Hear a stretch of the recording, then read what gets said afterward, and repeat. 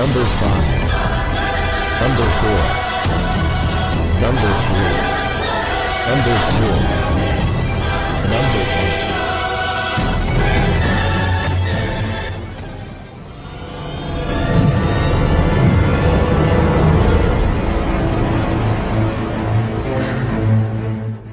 Pakar dan spesialis ilmu vibrasi antara diri Tuhan dan alam semesta, ilmu metafisika modern, ilmu kebatinan, ilmu pusaka dan benda bertuah.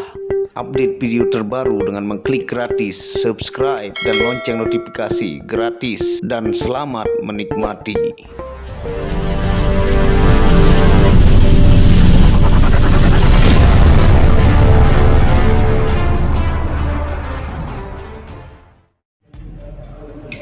Bismillahirrahmanirrahim. Assalamualaikum warahmatullahi wabarakatuh.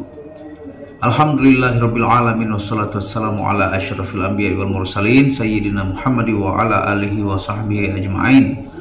Rabbi shrah li sadri wa yassir li amri wahlul 'uqdatam min lisani yafqahu qawli. Alhamdulillah, pada kesempatan yang berbahagia ini saya akan membahas tentang video cara mudah mengetahui ulama asli versus ulama abal-abal dari pandangan intuisi dan mata batin. Nah, tentunya Anda tonton video ini sampai selesai ya, supaya Anda mengerti, tidak gagal paham dan tidak menjadi fitnah karena kegagalpahaman Anda. Nah, pada kesempatan kali ini kita akan belajar menajamkan insting, intuisi Anda, mata batin Anda dari ilmu spirituality secara ilmu kebatinan, ataukah ilmu tasawuf, ataukah ilmu sufi ya. Nah, kita akan belajar memfilter lebih tajam melewati lapis-lapis dari pandangan biasa menuju orang-orang yang dikenal sebagai ulama, tapi mereka memiliki niat terselubung dan tentunya Anda akan tahu mana yang baik dan mana yang tidak baik ya.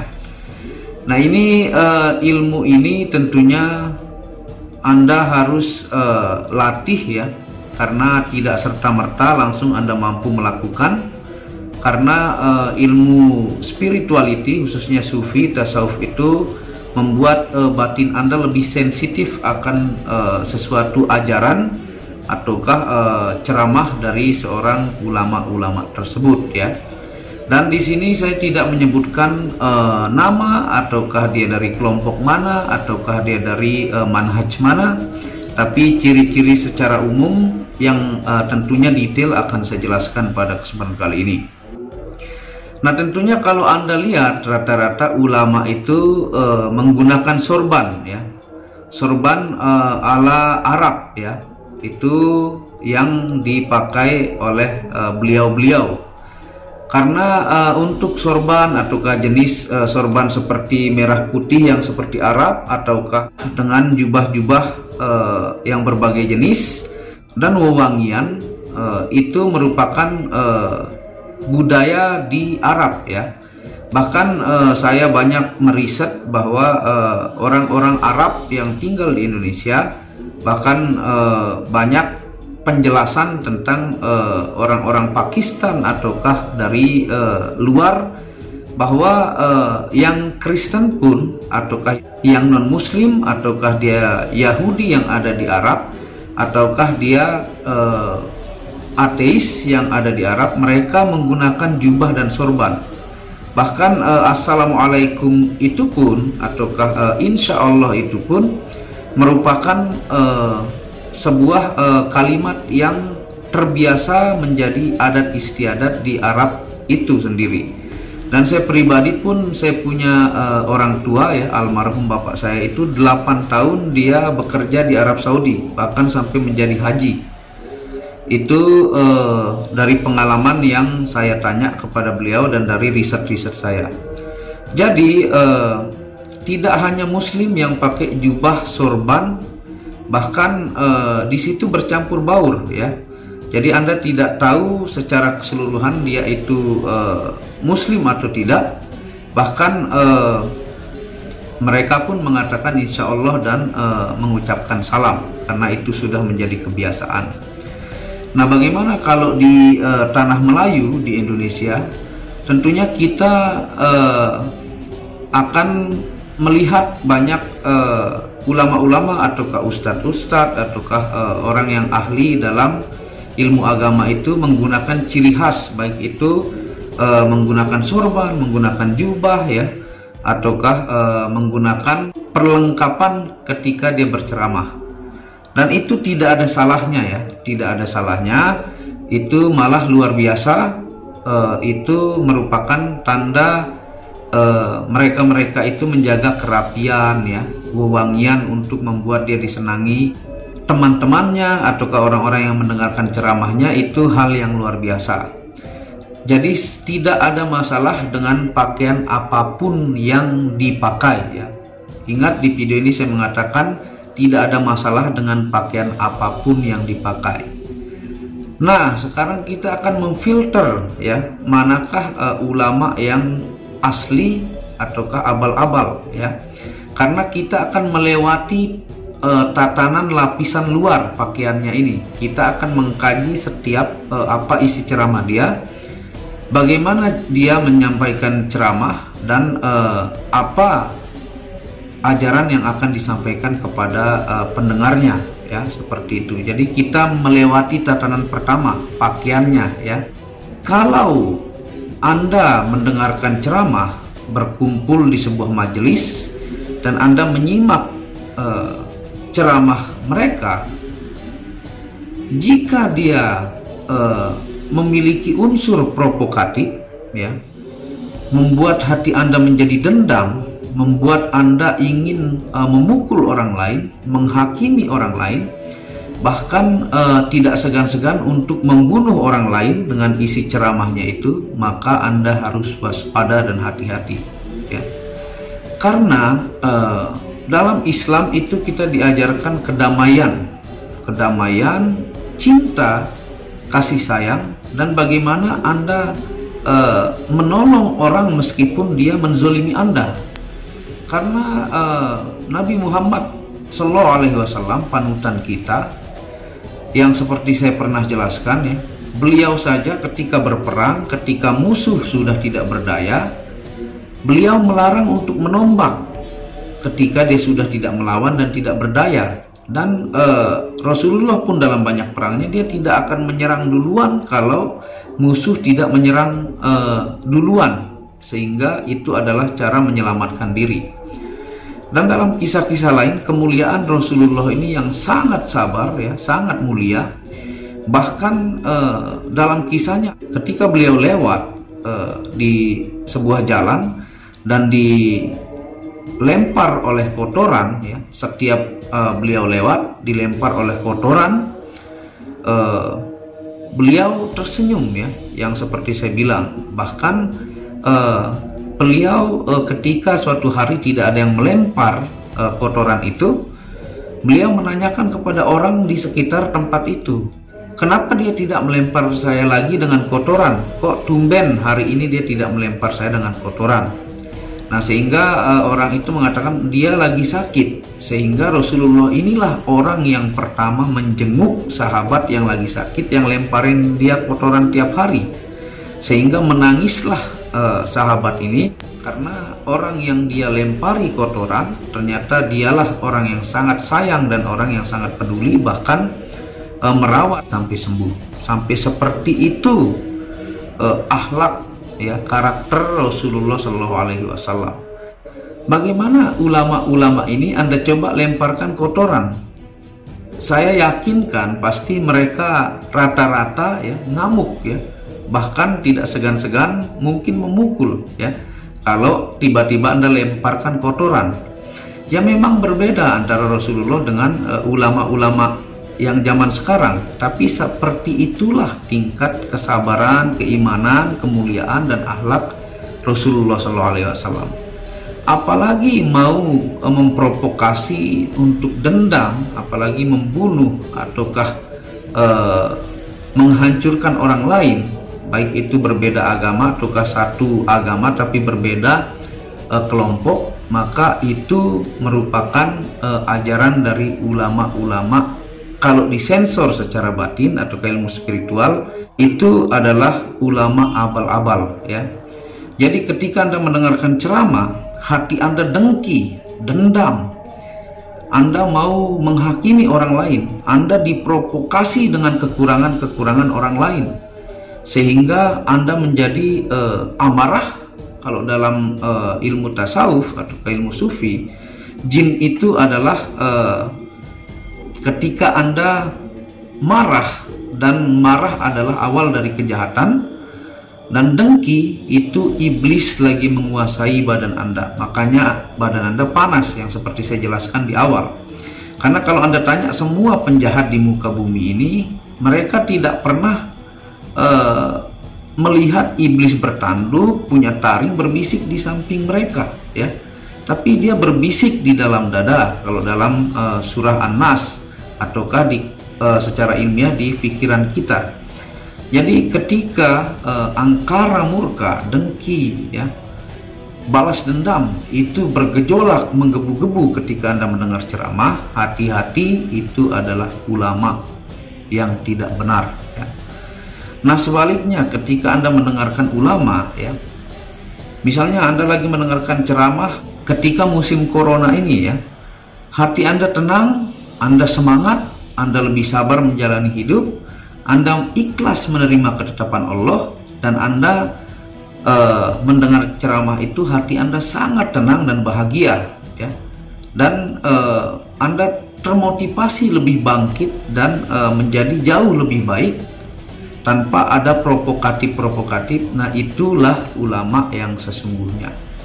Karena ulama abal-abal dengan ulama yang sesungguhnya, mereka sama-sama menguasai dalil, ya. Kalau Anda tanya dalil, mereka akan keluarkan sebanyak-banyaknya, bahkan hafal di luar kepala.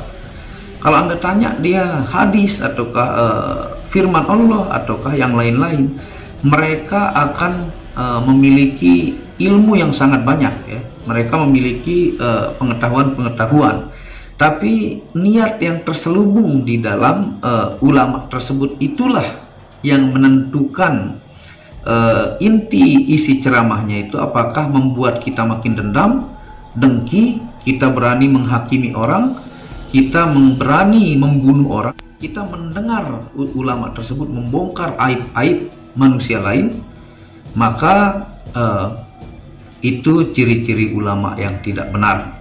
Karena kenapa dia tidak sibuk untuk menelaah aib-aib di dalam dirinya? Kenapa harus selalu sibuk membongkar aib orang dan memprovokatif? Karena biasanya gajah depan mata tidak terlihat, semut di seberang laut selalu terlihat, ya. Karena tidak ada manusia sempurna. Manusia itu kalau dia fokus untuk membenahi dirinya, itu pun membutuhkan waktu yang lama dan panjang, karena manusia tidak ada sempurna. Jadi kalau doyannya menghakimi orang lain, menyebut kejelekan-kejelekan orang lain, menghakimi, memprovokatif, maka dia melihat semut di seberang sungai, dia sangat lihat terang, gajah depan matanya tak dilihat, ya. Nah isi angkara murka yang digabung dengan dalil akan menciptakan sebuah sugesti dogma yang sangat kuat, yang akan bisa membawa ratusan bahkan ribuan orang untuk melakukan hal yang berdasarkan angkara murka, ataukah marah, ataukah berani menghakimi bahkan memukul orang lain. Nah ketika Anda mendengar ilmu-ilmu yang membuat Anda lebih tenang, jiwa Anda sejuk, damai, ketika dia berceramah, misalnya ada orang yang dia ceritakan memfitnah dia mengatakan doakanlah dia semoga Allah memberikan dia hidayah. Nah ketika dia dihina sebagai seorang ustadz ini, malah dia memaki-maki, bahkan mengata-ngatakan yang aneh-aneh meskipun ilmunya tinggi, maka itu ulama abal-abal meskipun ilmunya tinggi. Karena Rasulullah saja dilempar pakai kotoran itu senyum.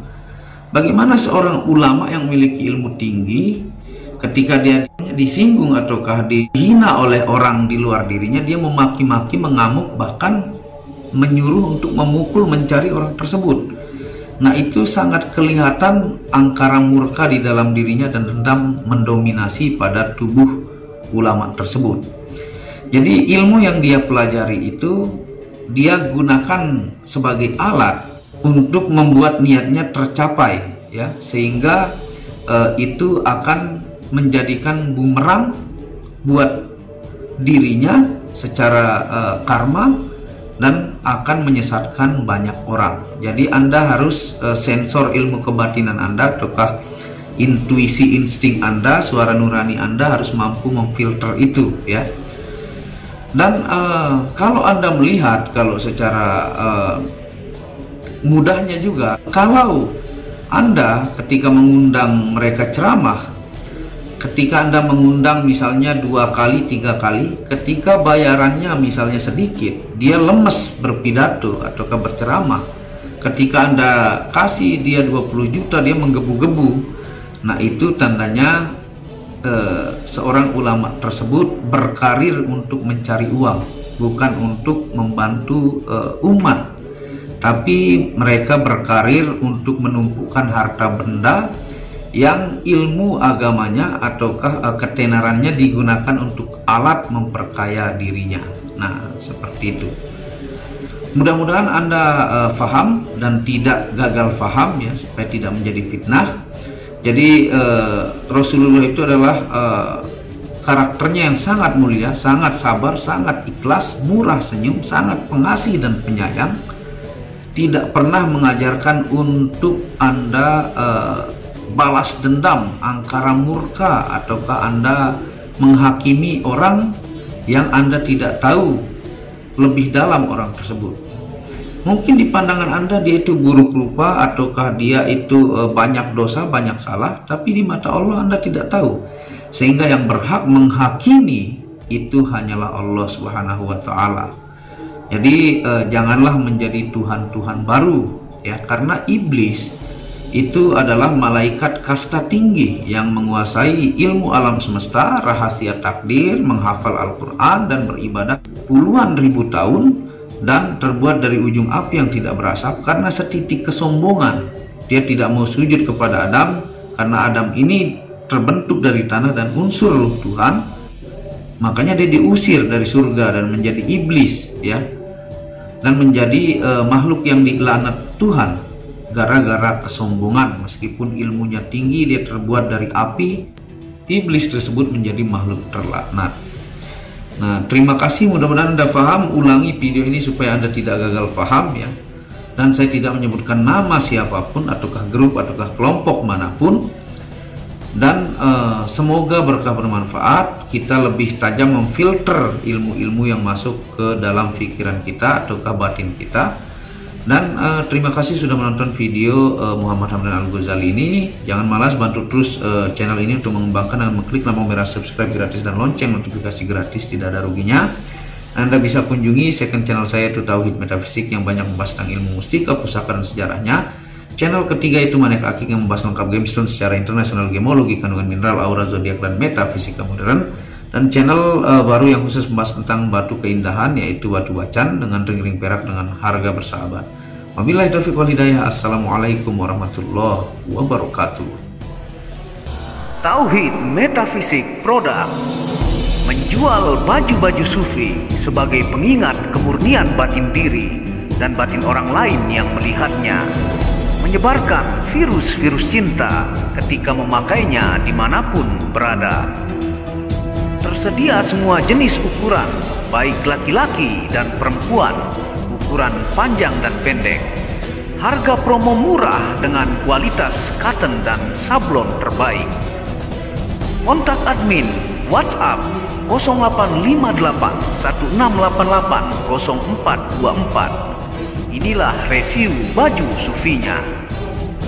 Baju sufi yang pertama, logo Tauhid Metafisik, lambang Tauhid. Yang di belakang yang ada hanya satu.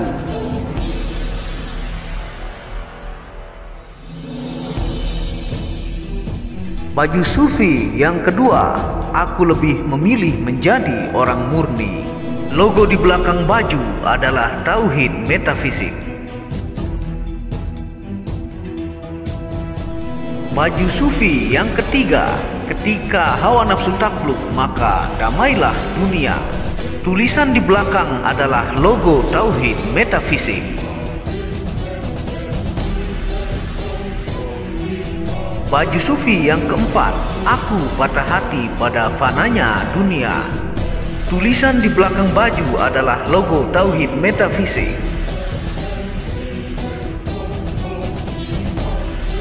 Baju sufi yang kelima, suara nuranimu bersih dan murni.